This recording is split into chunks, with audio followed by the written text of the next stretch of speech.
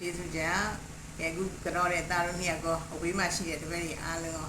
စိတ်ချမ်းသာခြင်းကိုယ်ကြီးကျမ်းမာခြင်းနဲ့ပြည့်စုံကြပါစေ။ဒါကြီးသုံးပါးလည်းကြော်ထားနိုင်ကြပါစေ။စိတ်ချမ်းသာခြင်းကိုယ်ကျမ်းမာနဲ့ပြည့်စုံပြီးတော့မိသားစုတွေပျော်ပျော်ရွှင်ရွှင်နဲ့နော်ဒီလောကကြီးဖြတ်သွားနိုင်ပါစေ။လောကီအကျိုးလောကုတ္တရာအကျိုးတွေဆက်လက်ဖို့ဆောင်ရွက်နိုင်ကြပါစေ။အဲဒီကျ1992မှာရောက်တာနော်နောက်တော့1992မှာရောက်ပြီးတော့2015မှာပြည့်စုံသွားတာ။ကိုရန်ပေါ်ပထမဆုံးကိုရန်မှာ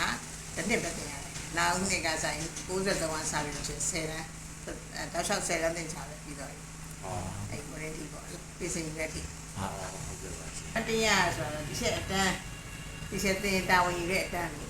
54ရောက်အောင်တော့လိုက်ခုနှစ်အဲ့ရခုနှစ်တော့လည်းမေ့2000နှစ်လောက်မေ့ကြတာ2000နှစ်တော့ကောက်တယ်ခုနှစ်မေ့အဲ့ခုနှစ်ကပျော်ဆုံးပဲ54ရောက်အောင်ပေါ့အောင်ပါလားပျော်ဆုံးပဲဟုတ်ကဲ့ပါနော်ဒီစတာဝင်ယူရတဲ့အိမ်တန်းပေါ့ဒီတန်းမှာ54ရောက်အောင်အဲ့ဒါတပည့်တွေကတော့ခိုင်ဝင်းကြီးလိုပါလို့သူတို့ရှိတယ်အဲ့ပေါ့တပည့်ကတော့အောင်သွားတယ်54ရောက်တော့ချက်ပျော်ဆုံးပဲဘာလဲတဲ့ချက်ဝမ်းတာပြီးရတာ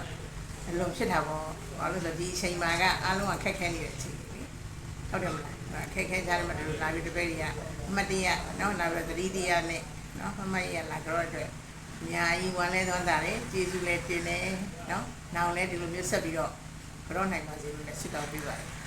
ဟုတ်ကဲ့